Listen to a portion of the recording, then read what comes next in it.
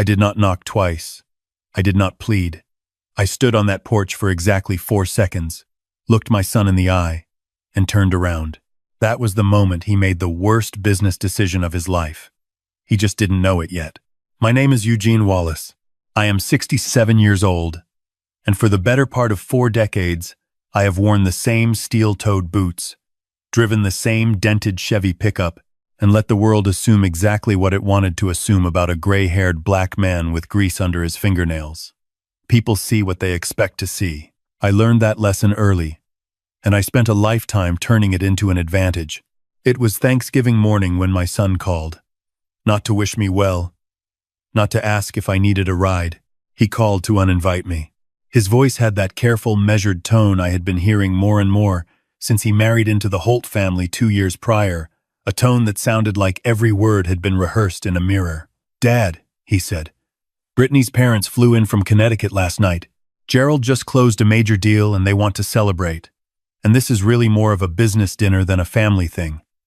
I think it is better if we keep it small. You understand." I understood perfectly. I had driven 40 minutes to his house anyway. Not out of stubbornness, because I wanted to look him in the face when he said it in person.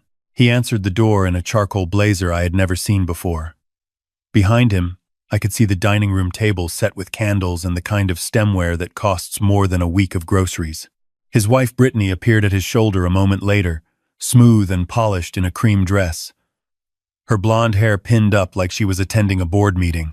She saw me on the step and offered a smile so thin it could have slid under a closed door. "Oh," she said brightly.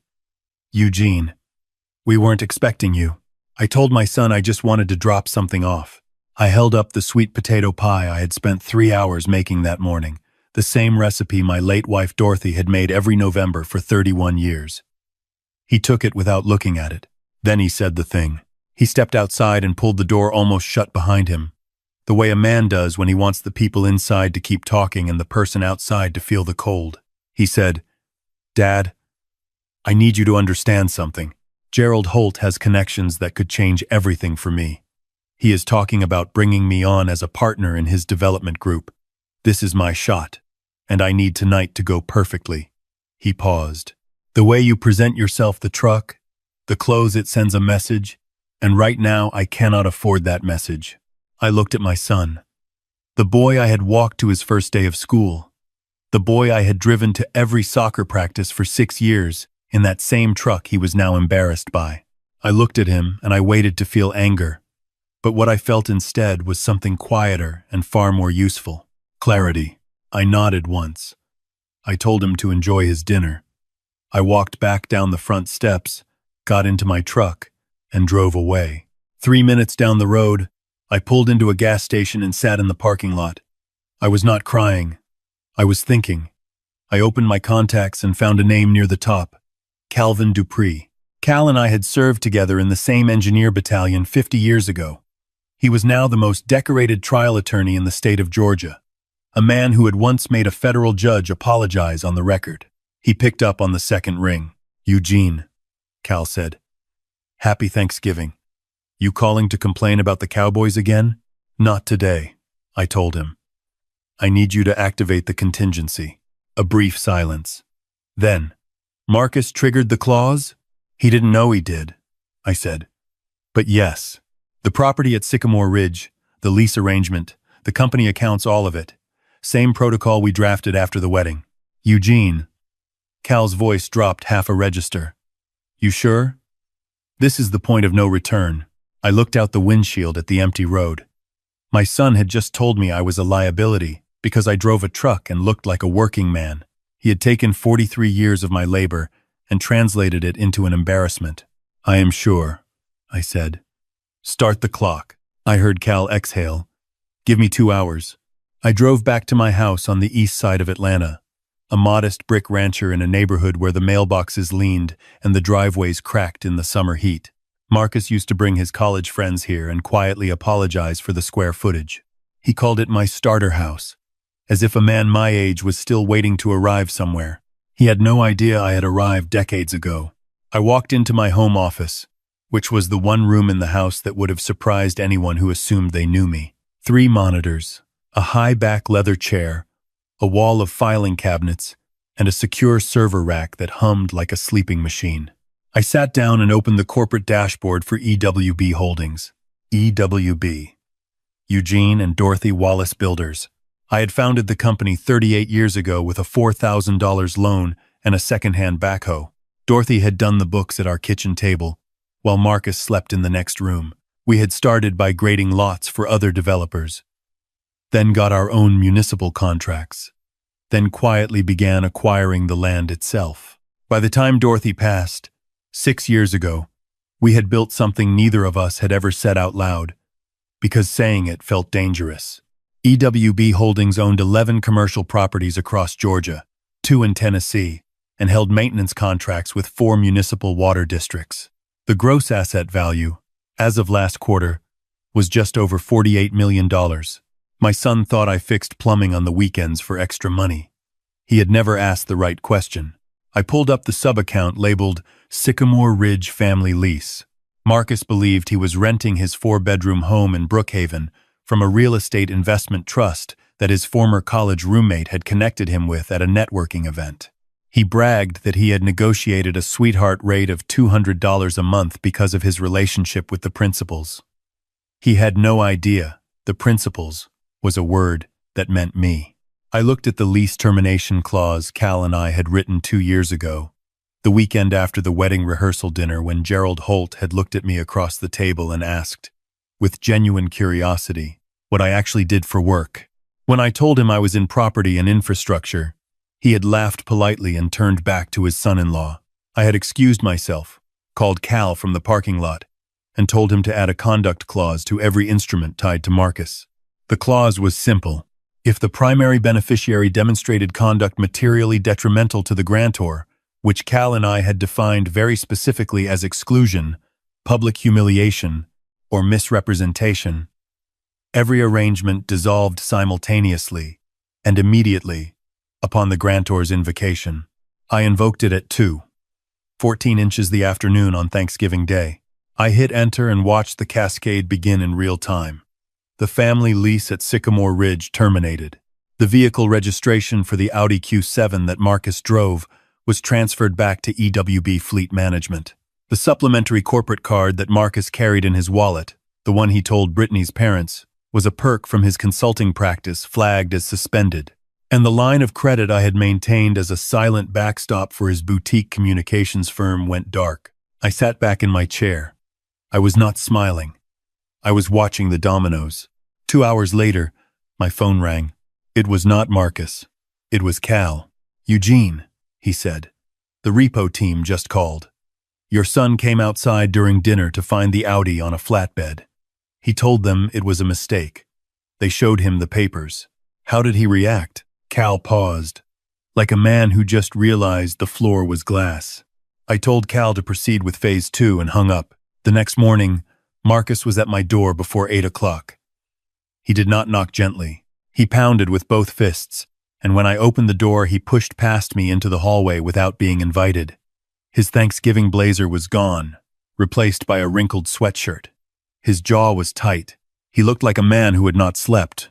"Fix it," he said. "Whatever you did, fix it. The car is gone." The card was declined in front of Gerald. In front of everyone. Do you have any idea how that looked? I stood in the hallway with my hands in my pockets and watched him. "That was our card, Dad. My business card. It just stopped working in the middle of dinner. Pierre had to cover it. Gerald Holt had to cover my own Thanksgiving dinner. And Brittany spent the whole night crying in the bathroom." I said, "Marcus, who is Pierre?" "Brittany's father. His middle name. He goes by Pierre with close friends." I nodded slowly. "The man who told you to uninvite your father." He covered the check. Marcus stopped pacing. He looked at me. He started to say something careful, the way people do when they realize mid-sentence that they are building their argument on sand. "That was a business decision, Dad. That had nothing to do with." I cut him off. I told him to sit down. He didn't. I told him again, and something in my voice must have landed differently than usual, because he sat. I walked to my desk and opened the top drawer. I took out a folder and set it on the coffee table in front of him. He looked at it but did not reach for it. I said, "That folder contains the lease agreement for the house on Sycamore Ridge, the vehicle loan documentation for your Audi, the charter for your communications firm, and the last 4 years of account statements for the line of credit that funded it." He stared at the folder. Then he looked up at me. "Open it," I said. He opened it slowly. The way people open things they suspect will hurt them. He looked at the first page, and I watched his face work through it. The lessor on the lease was EWB Holdings. He looked at me. He went back to the folder. The vehicle loan carrier was EWB Fleet Management LLC. He flipped to the credit facility. The backing institution was EWB Capital Group. His voice came out strange and flat. He said, "What is EWB?" "Eugene and Dorothy Wallace," I said. "Builders." He put the papers down. His hands were not steady. I told him then, calmly and without drama, what I had built. Not the number. Not yet. Just the shape of it. The properties, the contracts, the years. I told him about the backhoe and the $4,000 loan. I told him about his mother doing books at the kitchen table. I told him that the truck he was ashamed of had driven to job sites that generated the down payment on his college education, his first apartment, the security deposit on his communications firm's office space. Everything he had pointed away from came from the same hands he had asked me to hide. He was quiet for a long time. Then he said, "Dad, I didn't know." "I know you didn't," I said. "You never asked." He looked at the folder again. Then he looked up with something new in his eyes, something I recognized because I had seen it in the mirror after my first major contract fell through 30 years ago. Calculation. He was doing the math. He was recalibrating. He said, "Okay, I hear you. I should have handled yesterday differently. I should not have asked you to stay away. But Dad, if you own all of this, if EWB is really yours, then we have an opportunity here. Gerald Holt has been looking for a development partner for 2 years. If I bring you in—" "Stop," I said. He stopped. "You are not listening to me, Marcus. You are not hearing what I said. You are already figuring out how to leverage the information. That is the problem. That has always been the problem." He opened his mouth. I held up my hand. I told him that the accounts would remain frozen. I told him that the lease would proceed to termination and that he would receive formal notice from Cal's office within 48 hours. I told him that the car would not be returned and that the line of credit was closed. He stood up so fast the folder slid off the table. He said I was being vindictive. He said I was punishing him for one dinner. He said I had deliberately kept him in the dark about the money, and that was manipulative, and that I couldn't suddenly pull a rug out from under him that he never knew existed. I said, "Marcus, you told me I didn't fit the image you were building. I am simply agreeing with you. I don't fit into your image, and your image does not fit into mine." He slammed the door on his way out. It shook the windows. The week that followed was turbulent in the way that a controlled demolition is turbulent. Everything falls exactly where it is supposed to, but it is still loud and it is still irreversible. Cal called me on day 3. He told me that Marcus had gone to an attorney. The attorney had sent a demand letter claiming that the termination of the lease and seizure of the vehicle constituted unlawful eviction and property theft. Cal had responded the same afternoon with the original lease instrument, the signed conduct addendum, and a 17-page brief that, in Cal's words, made the opposing counsel go very quiet on the phone. On day 5, Brittany posted a video online. I was told about it by a woman named Sandra, who had been Dorothy's closest friend and had appointed herself my informal intelligence network. Sandra called me at 7 in the morning and told me I needed to see what my daughter-in-law had put on the internet. I watched it on my tablet at the kitchen table with my coffee. Brittany sat in what appeared to be a hotel room, her eyes done up to look raw and tired, speaking in a whisper, calibrated for maximum sympathy. She described me as a controlling patriarch who had spent years financially manipulating my son. She said I had appeared at Thanksgiving uninvited and become aggressive when asked to leave. She said I had retaliated by taking their car and their home because I could not accept that my son had built a successful independent life. She cried at the right moments. She tagged 3 local news accounts. I turned off the tablet. I finished my coffee. Then I called Ray Colburn.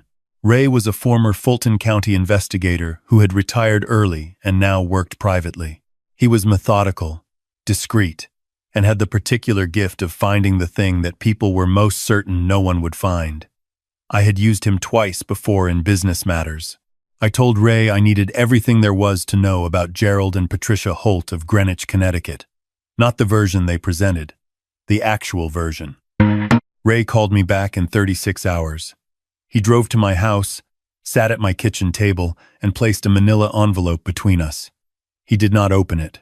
He just looked at me and said, "Eugene, your son didn't marry up. He married sideways and slightly down." I opened the envelope. Gerald Holt was not a developer. He was a deal facilitator, the kind of man who inserted himself into other people's transactions and collected referral fees he described as consulting income. His company, Holt Capital Partners, had never originated a development deal of its own. It had never held a property. It operated out of a WeWork office and a very expensive website. The last 3 fiscal years showed revenue of less than $120,000 combined, against personal expenses that ran north of $400,000 annually. Patricia Holt had a lifestyle brand on social media with 40,000 followers. She posted about interior design and travel. She had not disclosed that the interiors she photographed were rental properties and hotel suites, or that the travel was funded by the same line of credit currently carrying a balance of over $200,000. They owned nothing. They owed everyone, and they had flown to Atlanta for Thanksgiving because Marcus, funded invisibly by me, had looked, to them, like the most promising exit ramp from a life they had been performing for years. I set the papers down. I thought about the sweet potato pie sitting on a table I was not invited to sit at. I thought about my son watching those people and believing they were what success looked like. I told Ray to hold the file. I was not going to use it yet. The eviction notice was served to Marcus and Brittany on the 7th day. 30 days to vacate or pay fair market rent of $6,400 monthly, plus utilities, plus the HOA assessment I had been covering as a courtesy. Brittany had apparently screamed at the process server. Marcus had called Cal's office 9 times in 4 hours. He came back to my house that evening. This time he did not pound. He rang the bell once and stood on the step looking smaller than I had ever seen him. He was wearing jeans, no blazer. He asked if he could come in. We sat in the living room. He sat on Dorothy's sofa and looked around the room the way people do when they are trying to see something they looked past 100 times before. He said, "Dad, I need to tell you something about Gerald." I waited. He said that Gerald had approached him 2 weeks after the wedding with a proposition. He had told Marcus that he had investors lined up for a mixed-use development in Buckhead, and that he needed a local partner with construction knowledge and credibility. Marcus had told Gerald that he had connections in the Atlanta development community. What Marcus had actually told Gerald, over the following months, as he fished for anything that would let him deliver on that promise, was a version of EWB Holdings that cast Marcus himself as the emerging principal of a family real estate enterprise. Gerald thought Marcus was the one with the money. My son had borrowed my identity to impress a man who had nothing to lend. I looked at him sitting on his mother's sofa with his hands between his knees, and I felt something I had been trying not to feel all week. Not anger. Grief. I said, "Marcus, why didn't you just ask me?" He looked at the floor. He said he didn't think I would take it seriously. He said Gerald and Patricia had a way of talking about old money and real operators that made him feel like everything he came from was too rough around the edges. He said Brittany had told him, more than once, that her parents would invest in a man who carried himself with confidence. And confidence, she meant not looking like you needed anyone's help. He said he thought if he could put together one real deal, just one, he could stop needing to borrow my credibility and start building his own. I said, "Son, you had access to the most valuable mentorship in real estate development in this city, and you chose to perform around it instead of learn from it." He nodded. His eyes were wet. I told him I was not reinstating anything yet. I told him he needed to understand the difference between the two. I called Cal. 3 days later, I did something that Brittany, Her parents and 3 of their mutual acquaintances found out about publicly because Cal had filed the document in the county record, and records are public. I had rewritten my estate plan, not in Marcus's favor. I had restructured EWB Holdings as a charitable operating foundation with a 12-person board of directors and had committed 60% of net assets, just under $30 million, to a workforce development endowment called the Dorothy Wallace Trades Initiative. The endowment would fund paid apprenticeships in construction, plumbing, electrical, and civil infrastructure for young men and women from underserved Atlanta neighborhoods. Kids who looked like where I came from. The remaining 40% stayed in the operating company for another decade, after which it too would roll into the endowment. Marcus was listed as a potential advisory board member, contingent on demonstrated professional conduct and a completed curriculum in real estate law. Not an inheritance. An application. Cal had issued a press release. The Atlanta Business Chronicle ran a short item. A larger outlet picked it up. The headline read, "Quietly held Atlanta developer commits $30M to Trades Workforce Initiative." That was the day Brittany's father called my cell phone for the first time. He did not identify himself as Pierre. He said, "Mr. Wallace, my name is Gerald Holt." He said he believed there had been a misunderstanding. He said he had enormous respect for what I had built, and that he and I should sit down because there was a development opportunity in Buckhead that was genuinely compelling, and he believed my operational experience and his investor network could be tremendously complementary. I listened to him for 90 seconds. Then I said, "Gerald, I have reviewed your company's operating history. I know your current debt position. I know the balance on the line of credit you flew here on. I know you have not closed a development deal in your name in 11 years. I am not a mark. I am not a mentor. And I am not a conversation." I hung up. He called back twice. I did not answer. 2 days after the Chronicle piece ran, Brittany left. She had booked a flight back to Connecticut. She told Marcus, according to what Marcus told me later, that she had not signed up for a man whose father gave his money to strangers. She said she needed someone who understood how wealth worked. She took 3 suitcases and the coffee maker. Marcus called me from an empty house. I drove over. Not because he asked me to. Because he was my son and the house was empty, and he was sitting on the kitchen floor because all the furniture was leased through a company that had already sent a retrieval notice. I sat down on the floor beside him. 2 men on a kitchen floor in a house that was no longer his. He said, "Dad, I'm sorry. I said it wrong at Thanksgiving. I said it wrong for 2 years.